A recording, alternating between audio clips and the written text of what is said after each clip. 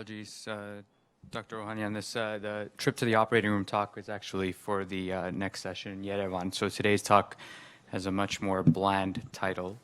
I know medical people are known for giving talks with a lot of statistics, so I tried to change things up a little bit today. All right, the slides, here we go.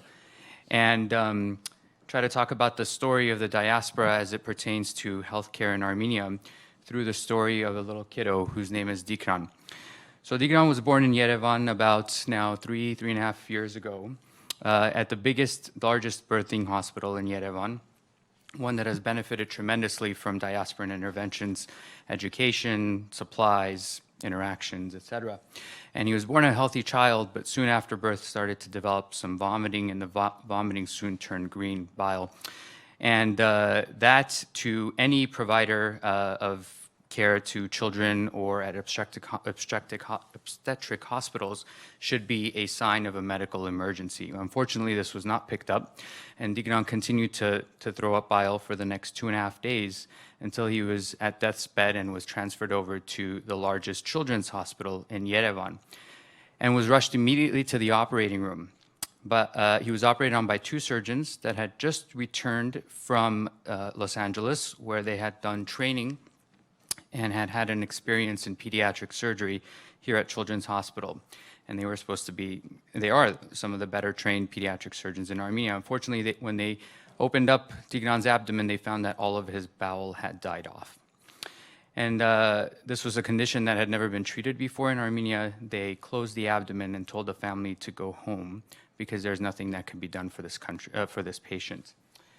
The parents decided that was not an answer that they were happy with, and they elected to continue the fight at home. And they took to Facebook, and they got tremendous response from the diaspora, lots of support, financial and otherwise. They contacted me as having someone with experience in this, and through daily emails, over 700 of them, we came up with a plan of how to manage his care every single morning. Me, I was in Toronto at that time, and them in Yerevan. Many people from the diaspora helped with supplies, taking them over, contributing, donating.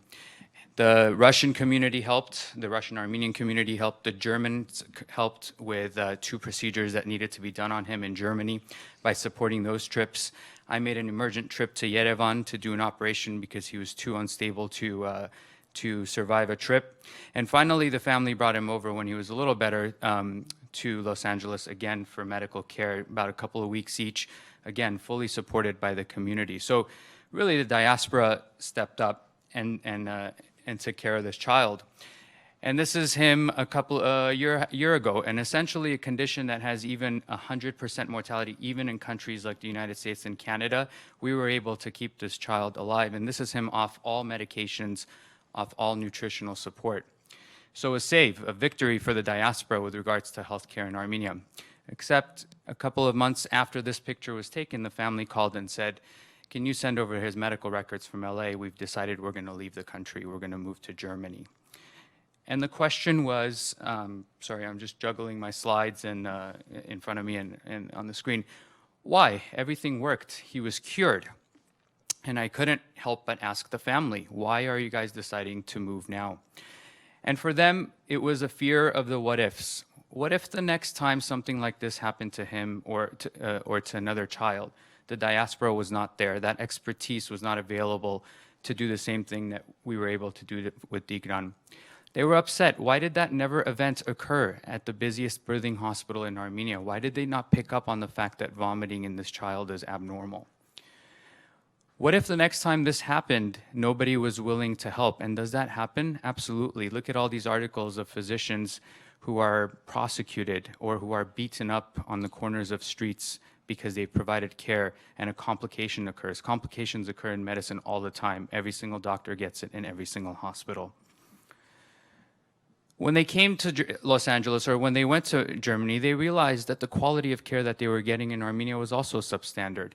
This is a simple little study that was done by an investigative journalist in Armenia, where they took the same blood test to 3 different and this is a cancer marker, actually. They took the same blood sample to 3 different labs in Armenia, and look at the difference in the blood and the results that they got. This is something that we would determine whether a patient needs chemotherapy or surgery, and look how variable the same blood test was. So it was the concerns of what would happen the next time. It was increasing concerns about the quality of care. The parents themselves were physicians. It was concerns about their own job security in a landscape where there are no safeguards for physicians working at hospitals.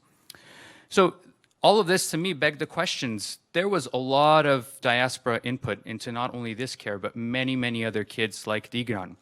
Why did our interventions not work? What does work? What can we do differently moving forward now that we're discussing what to do 25 years post-independence?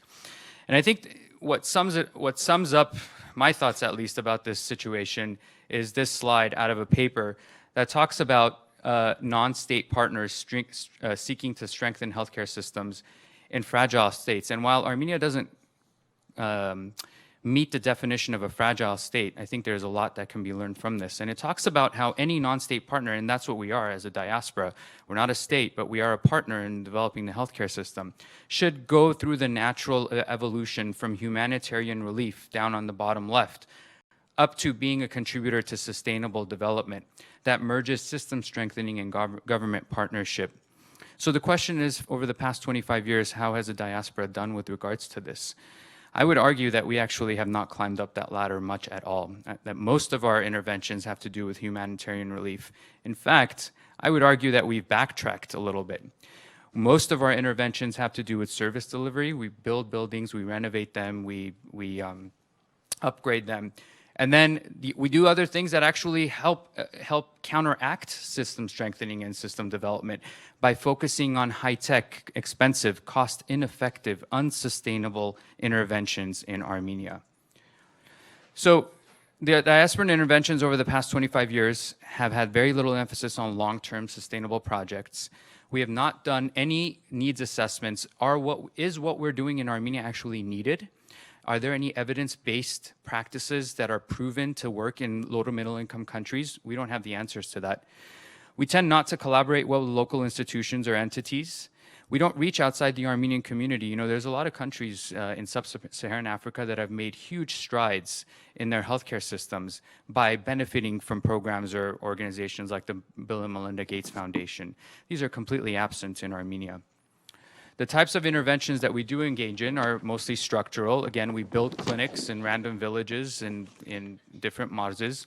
The clinical work that we do is largely redundant. Who's to say that the same experts don't exist in Armenia? In fact, for about 99% of conditions, they do exist in Armenia, and the clinical work that we take there on our medical missions is largely not needed. Again, it bypasses existing capacity, and it's largely not sustainable. I can take a trip this year, but next year I don't have the vacation time to go and do the same trip. And does it address the burden of disease? It's nice that we have these projects that get on YouTube and show, you know, very rare conditions being treated, but that's not what 99% of the patients in the country suffer from. And finally, we rely on a lot of diasporan sort of financial contribution from our colleagues, and I think it's incumbent upon us to ask, is what we're doing in Armenia cost effective? We take the money and donations from other people and we do medical work in Armenia, but are we proving that what we're doing is cost effective, or is there better ways to spend our resources in Armenia? The other problem is that we tend to focus on the tertiary. Over 50% of the national health budget is spent on tertiary high-cost medical care, and public health and preventative care is often neglected. And that's a problem both with regards to the Armenian healthcare system as well as the diasporan contributions to it. Nobody asks, does tertiary care work in resource-poor nations? Does having a PET scanner in Armenia actually help to save lives? I would say not. Is it possible without a strong foundation of a healthcare system? Probably not. What are the implications of a diasporan community sending an MRI scanner to Armenia? Now it needs to be used, right? And when it's used, it costs money, and that's a further drain on the system as well as patients alike. So has the diasporan healthcare community learned lessons over the past 25 years? I don't know. I don't have any evidence that they have. But I know others have learned from us. This is a presentation from a non-Armenian talking about roles of diaspora in transition economies, lessons learned from Armenia. and look at some of the conclusions that they came up with. Imbalance between humanitarian support and investments. They conclude that the diaspora support in Armenia sometimes actually becomes a liability and not an asset. So in order for us to sort of change our MO, I think we first need to discuss and understand what the problems of the healthcare system in Armenia are. They are not what most diasporans think it is. It is not that the hospitals are old. It is not that the doctors take bribes. It is not that we don't have enough CAT scanners or MRI machines. If we really want to address the problems in healthcare, we need to talk about the root causes, the pillars of any healthcare system. So I'll focus on this more when we discuss things in Armenia, because this has more to do with the Armenian healthcare system rather than the diasporan approach. But here are some sort of fundamental facts about healthcare in Armenia. Look at how we do with regards to healthcare policy compared to our neighbors, not Europeans, not Canada and United States. We're third from the bottom with regards to health policy performance. We spend 1.6% of our GDP on healthcare, one of the lowest in the world. And what does that mean? The richest people in Armenia spend 5% of their annual income on healthcare, whereas the poorest, who can't even afford food, spend over a quarter of their money, of their monthly or annual income, on their healthcare needs. Medical education, huge problems. Hospitals are not accredited, certified, no regulation in the number and types of residency positions, no control of the experience of training of residents. The person who's going to do the operation on you, if you're an Armenian citizen, could have potentially only seen that operation once, if at all. And the results are as such. In this article that was published a couple of years ago, where they looked at basic resuscitation of children by emergency room physicians in Armenia. This is CPR. How many compressions to how many breaths you need to do. 90% of the physicians working as emergency physicians were unable to answer a simple 10-question survey on how to resuscitate a child out on the field. The quality, we can talk about this for hours, but there's a good synopsis of this in a paper called The Social Reforms in Armenia by the Hrad Marukhyan Foundation. They conclude that in general, the systematic approaches aimed at improving the level of quality of medical care in Armenia is not adequate. So some may argue that, well, we're the diaspora, how can we help with policy and financing and all this kind of stuff? That's really up to the government. I would argue otherwise, because there is good literature and data from other countries that non-state providers can have an influence in that. But even if that were true, there is other low-lying fruit, and there is other things that we as a diaspora can do. There's examples of other non-state partners who have made significant progress in some of these Millennium Development Goals set forward by the World Health Organization. How did Armenia perform on these? Well, look at the health-related MDGs and what the diaspora could have contributed to. We did not reach our marker or our indicator for malnutrition. We did not reach our indicator for infant mortality rates. And we did not reach our marker for reducing maternal mortality rate in Armenia. Again, low-lying fruit, risk factor modification, something that can easily be done by interventions either that the diaspora designs or that assists in. Look at the risk factors in Armenia. We, compared to our regional averages, again, not Canada, not United States, not Europe, we have higher rates of blood glucose, higher rates of blood pressure, higher rates of obesity, higher rate of tobacco use. How many of the diasporan interventions so far have addressed any of these risk factors? None. 90% of women have never gotten a mammogram. Simple intervention, mammogram screening. 83% of women have never had a pap smear in Armenia. And again, look, we're not comparing ourselves. We're comparing ourselves to our neighbor. Why is it that Kazakhstan can do that and Armenia cannot with its diaspora? And what are the results of it? The results are as follows. The chances of you being diagnosed with breast cancer or a woman being diagnosed with breast cancer in Armenia and surviving for 5 years after that is less than 50%. That's a terrible number for something that could be treated treated earlier if someone just got a mammogram. And look at all cancers on the right here. About 50% of cancers are diagnosed in stage 4, uncurable, done. There's nothing we can do about this. But these are mostly cancers that could be picked up with simple, cost-effective screening measures that the diaspora can be involved with. So rather than us sort of touting things like we've helped reduce the risk or the prevalence of smoking by 1% in Armenia, or we increased mammograms, these are the kinds of things that we're sort of happy with ourselves or that we advertise as what we have done. We built state-of-the-art medical complexes. We renovated pediatric facilities. We made over a maternity ward. We revamped the nephrology department. And again, rather than a tangible thing that we have done to improve the healthcare system, we satisfy ourselves with a conclusion like this. The beautifully renovated grounds have had a decidedly positive effect on patients and doctors alike. And this is one of the biggest, I use this, the examples are plenty, but this is an example of one of the most prominent humanitarian and charitable organizations in the Armenian community. So where do we start? How do we do this? We can actually learn lessons from diasporas that are much smaller, much less powerful, much less organized than we are. Look at this. This is the agenda of the Ethiopian Diaspora and Healthcare Society. They have speakers coming to tell them about how to do this from the USAID, World Bank. Kofi Annan from the UN is going to come speak to them. They're going to talk about public-private partnerships in improving healthcare in tertiary hospitals in rural areas of Ethiopia. Where are we? We're going to meet in about a month in Argentina, and we're going to talk about healthcare in Armenia in that plenary session there from 11 to 12:30. An hour and a half about healthcare in Armenia, and then we're going to spend the next 2 days talking about which hernia operation is better and other things that have absolutely nothing to do with healthcare in Armenia. So do we have to, I mean, we're the biggest diaspora. Is this something that nobody has had experience with before? Do we have to sort of develop the science behind doing this? And absolutely not. There's precedents, there's guidelines, there's things that people have already done for us that we can take advantage of and make our interventions much more effective.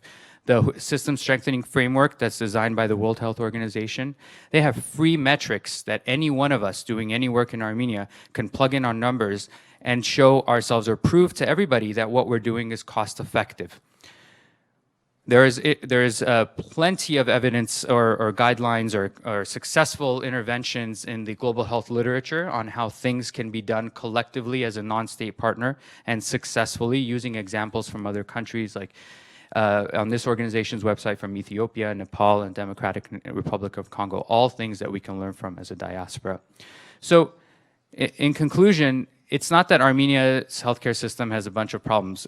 Every healthcare system has a bunch of problems, including our own. In fact, the US healthcare system's problems are probably far more difficult to tackle than Armenia's are. The problem is in the approach. The problem is that there's a disconnect. The supply, what we as a diaspora supply to the healthcare system in Armenia does not meet the demands, the needs of that. And in order for us to tackle this, we do need leadership in the diaspora and healthcare or medical societies or world. We need to understand better the problems and recognize it. And we need to get out of our comfort zone, the humanitarian zone. And we need to discuss more along the lines of and placing an emphasis on sustainable development and work our way up this ladder that this table shows. Thank you very much.